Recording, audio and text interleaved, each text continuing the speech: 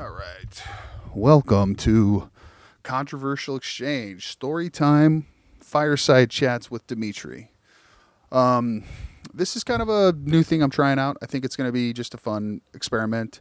I'm going to be personally be rereading this, but I'd like to read it with you, hopefully for the first time or second time or whatever.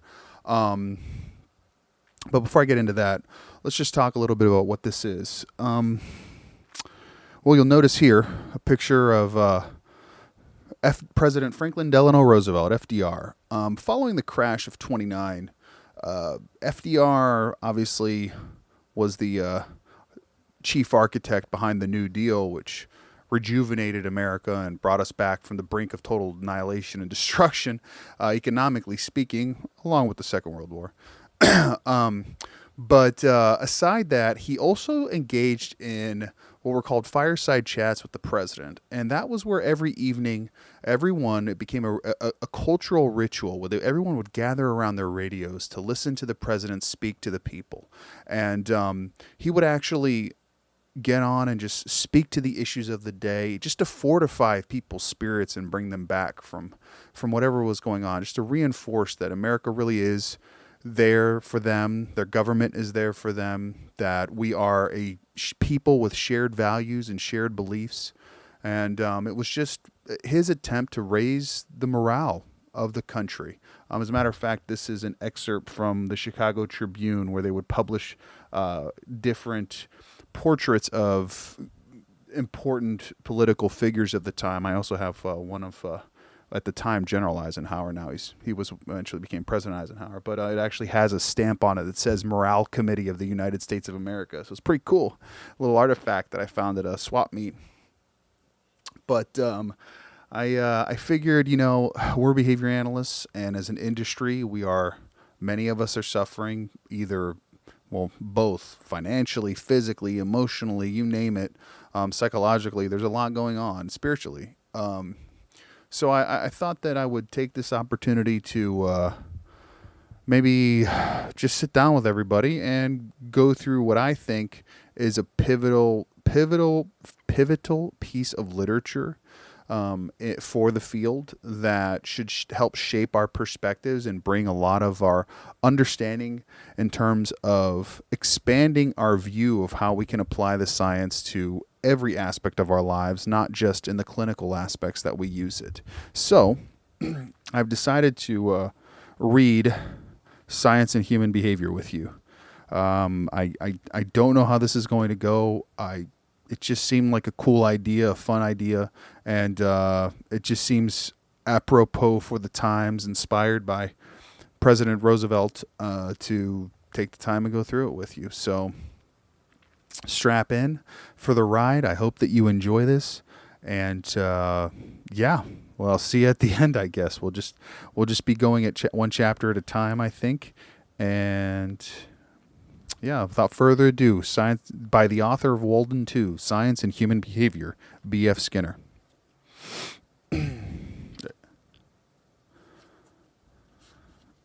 Dedicated to F.S. Keller, Fred Keller.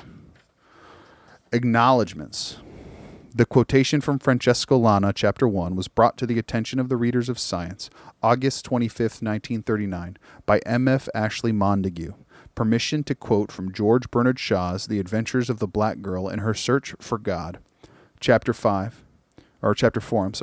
was kindly granted by the Society of Authors. The story about Dean Briggs, Chapter 14, was reported by Mary E. Woolley in The American Scholar, Volume 1, November 1st, 1932. The quotation from Carl R. Rogers, Chapter 29, is to be found on page 212 of the Harvard Educational Review, Fall 1948, and is used with permission. I am indebted to J.G.B.B. Center for the helpful reading of the manuscript. I am also grateful for the editorial assistance from Mrs. Diana S. Larson and Miss Dorothy Cohen, Harvard University, Cambridge, Massachusetts, BFS.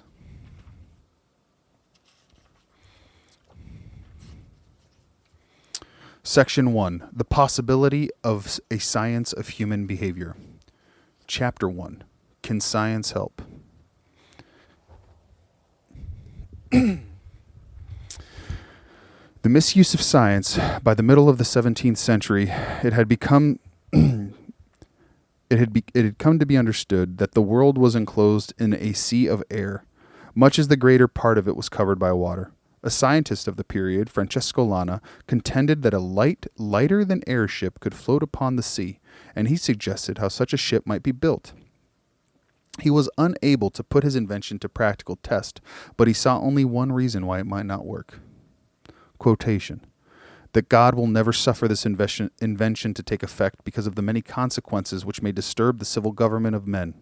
For who sees not that no city can be secure against attack, since our ship may at any time be placed directly over it, and descending down may discharge soldiers, the same would happen to private houses and ships of the sea. For our ship, descending out of the air to the sails of sea ships, it may cut their ropes, yea, without descending by casting grapples, it may overset them, kill their men, burn their ships by artificial fireworks and fireballs. And this they may do not only to ships, but to great buildings, castles, cities, with such great security that they which cast these things down from a height out of a gunship cannot on the other side be offended by those below. Lana's reservation was groundless. He had predicted modern air warfare in surprisingly accurate detail. With its paratroopers and its strafing and bombing, contrary to his expectation, God has suffered his invention to take effect. And so has man. The story emphasizes the irresponsibility with which science and the products of science have been used. Man's power appears to have increased out of all proportion to his wisdom. He has never been in a better position to build a healthy, happy, and productive world, yet things have perhaps never seemed so black. 2 exhausting world wars in a single half-century have given no assurance of a lasting peace. Dreams of progress towards a higher civilization have been shattered by the spectacle of the murder of millions of innocent people. The worst may still to come. Scientists may not set off a chain reaction to blow the world into eternity, but some of the more plausible prospects are scarcely less disconcerting. In the face of this apparently unnecessary conditions, men of goodwill find themselves helpless or afraid to act. Some are the prey of a profound pessimism. Others strike out blindly in counter-aggression, which much of which is directed toward science itself. Torn from its position of prestige, science is decried as the dangerous toy in the hands of children who do not understand it. The conspicuous feature of any period is likely to be blamed for its troubles, and in the 20th century, science must play the scapegoat. But the attack is not entirely without justification. Science has developed unevenly. By seizing upon the easier problems first, it has extended our control of inanimate nature without preparing for serious social problems which follow. The technologies based upon science are disturbing. Isolated groups of relatively stable people are brought into contact with each other and lose their equilibrium. Industries spring up for which the life of a community may be unprepared, while others vanish, leaving millions unfit for productive work. The application of science prevents famines and plagues and lowers death rates, only to populate the earth beyond the reach of established systems of cultural or governmental control. Science has made war more terrible and more destructive. Much of this has not been done deliberately, but it has been done. And since scientists are necessarily men of some intelligence, they might have been expected to be alert to these consequences. It is not surprising to encounter the proposal that science should be abandoned, at least for the time being. This solution appeals especially to those who are fitted by temperament to other ways of life. Some relief might be attained if we could divert mankind into revival of the arts or religion, or even of that petty quarreling which we now look back upon as a life of peace. Such a program resembles the decision of the citizens of Samuel Butler's Erewhon, where the instruments and products of science were put into a museum as vestiges of a stage in the evolution of human culture which did not survive. But not everyone is willing to defend a position of stubborn not knowing. There is no virtue in ignorance for its own sake. Unfortunately, we cannot stand still. To bring scientific research to an end now would mean the return to famine and pestilence and the exhausting labors of a slave culture. Science as corrective. Another solution is more appealing to the modern mind. It may not be science which is wrong, but only its application. The methods of science have been enormously successful wherever they've been tried. Let us then apply them to human affairs. We need not retreat in those sectors where science is already advanced. It is necessary only to bring our understanding of human nature up to the same point. Indeed, this may well be our only hope. If we can observe human behavior carefully from an objective point of view and come to understand it for what it is, we may be able to adopt a more sensible course of action. The need for establishing some such balance is now widely felt, and those who are able to control the direction of science are acting accordingly. It is understood that there is no point in furthering a science of nature unless it includes a sizable science of human nature, because only in that case will the results be wisely used. Is it possible that science has come to the rescue and that order will eventually be achieved in the field of human affairs? The threat to freedom. There is one difficulty, however. The application of science to human behavior is not so simple as it seems. Most of those who advocate it are simply looking for the facts. To them, science is little more than careful observation. They want to evaluate human behavior as it really is rather than as it appears to be through ignorance or prejudice, and then to make effective decisions and move on readily to a happier world. But the way in which science has been applied in other fields shows that something more is involved. Science is not concerned just with getting the facts, after which one may act with greater wisdom in an unscientific fashion. Science supplies its own wisdom. It leads to a new conception of a subject matter, a new way of thinking about that part of the world to which it has addressed itself. If we are to enjoy the advantages of science in the field of human affairs, we must be prepared to adopt the working model of behavior to which a science will inevitably lead. But very few of those who advocate the application of scientific method to current problems are willing to go that far. Science is more than the mere application of events as they occur, or description. It is the attempt to discover order, to show that certain events stand in lawful relations to other events. No practical technology can be based upon science until such relations have been discovered. But order is not only a possible end product, it is a working assumption which must be adopted at the very start. We cannot apply the methods of science to a subject matter which is assumed to move about capriciously. Science not only describes, it predicts. It deals not only with the past but with the future. Nor is prediction the last word, to the extent that relevant conditions can be altered or otherwise controlled.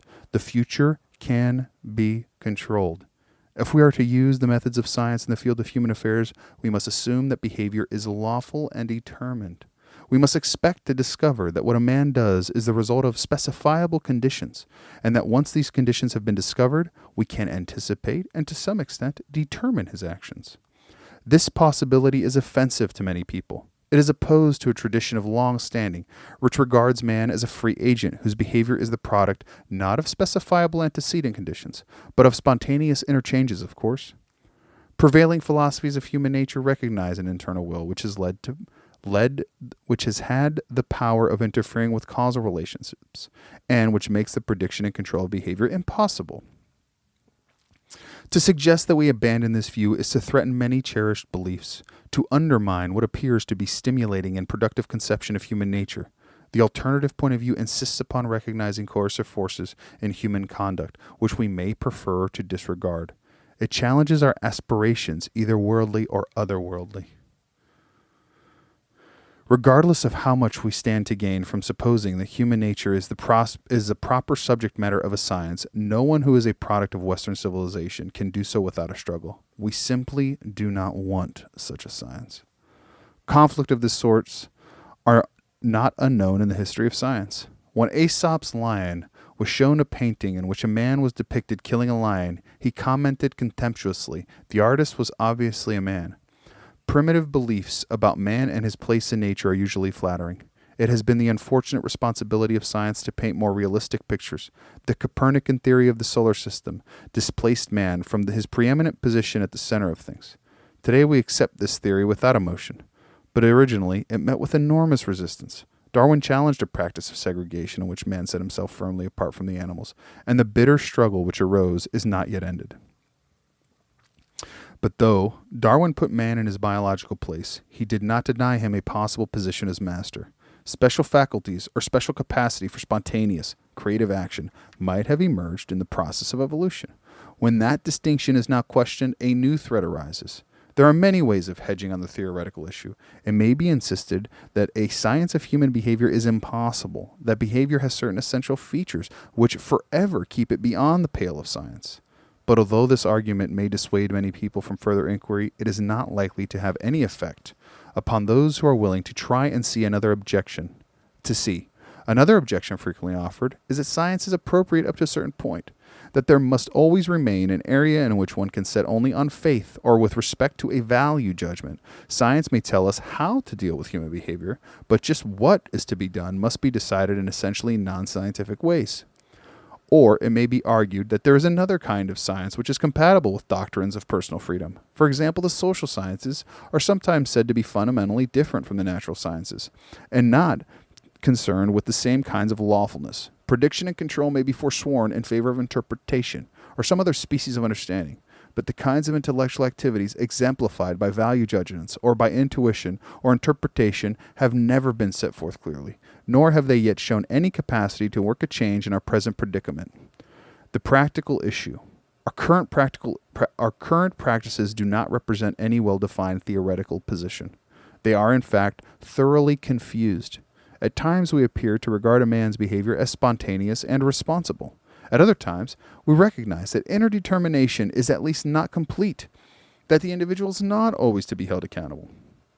We have not been able to reject the slowly accumulating evidence that circumstances beyond the individual are relevant. What sometimes exonerate a man by pointing to extenuating circumstances. We no longer blame the uneducated for their ignorance, or call the unemployed lazy. We no longer hold children wholly accountable for their delinquencies.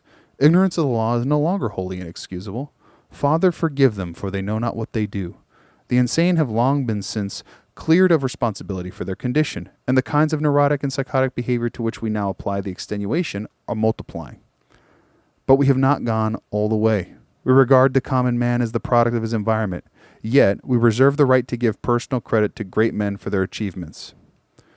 At the same time, we take a certain delight in proving that part of the output of even such men is due to the influence of other men or to some trivial circumstance to their personal history. We want to believe that right-minded men are moved by valid principles, even though we are willing to regard wrong-minded men as victims of erroneous propaganda. Backward peoples may be the fault of a poor culture, but we want to regard the elite as something more than the product of a good culture, though we observe that Muslim children in general become Muslims, while Christian children in general become Christians. We are not willing to accept an accident of birth as a basis for belief. We dismiss those who disagree with us as victims of ignorance, but we regard the promotion of our own religious beliefs as something more than the arrangement of a particular environment. All of this suggests that we are in transition. We have not wholly abandoned the traditional philosophy of human nature, and at that same time, we are far from adopting a scientific point of view without reservation. We have accepted the assumption of determinism in part, yet we allow our sympathies, our first allegiances, and our personal aspirations to rise to the defense of the traditional view. We are currently engaged in a sort of patchwork in which new facts and methods are assembled in accordance with traditional theories. If this were a theoretical issue, we would have no cause for alarm, but theories affect practices. A scientific conception of human behavior dictates one practice, a philosophy of personal freedom another. Confusion in theory means confusion in practice. The present unhappy condition of the world may be in large a measure traced to our vacillation. The principal issues in dispute between nations, both in peaceful assembly and on the battlefield, are intimately concerned with the problem of human freedom and control. Totalitarianism or democracy, the state or the individual, planned society or laissez-faire, the impression of cultures upon alien peoples, economic determinism, individual initiative, propaganda, education, ideological warfare, all concern the fundamental nature of human behavior. We shall almost certainly remain ineffective in solving these problems until we adopt a consistent point of view. We cannot really evaluate the issue until we understand the alternatives. The traditional view of human nature in Western culture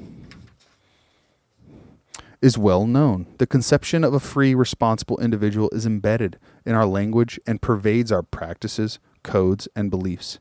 Give an example of human behavior, most people can describe it immediately in terms of such a conception.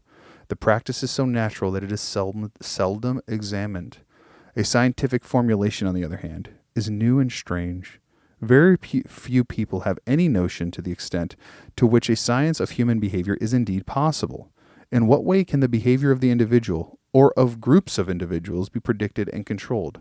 What are laws of behavior like? What overall conception of the human organism as a behaving system emerges? It is only when we have answered these questions, at least in a preliminary fashion, that we may consider the implications of a science of human behavior with respect to either a theory of human nature or the management of human affairs. Chapter 1. Man. Oof. I hope you see chapter 1 as an exciting thing. One thing I forgot to mention at the beginning of this is that there's going to be some outdated language in this book. It was written a long time ago, I believe 1953. So I'm not going to edit it. I'm not going to alter it. I'm going to read it in its original form as it stands, and I'm going to treat it with respect to its historical origin, and just accept it for what it is, which is a historical literary work that is absolutely the fundamental blueprint for radical behaviorism as a philosophy and as applied to potential social everything, actually. Thanks. This is chapter 1. Don't forget to be marvelous, man. Catch you later.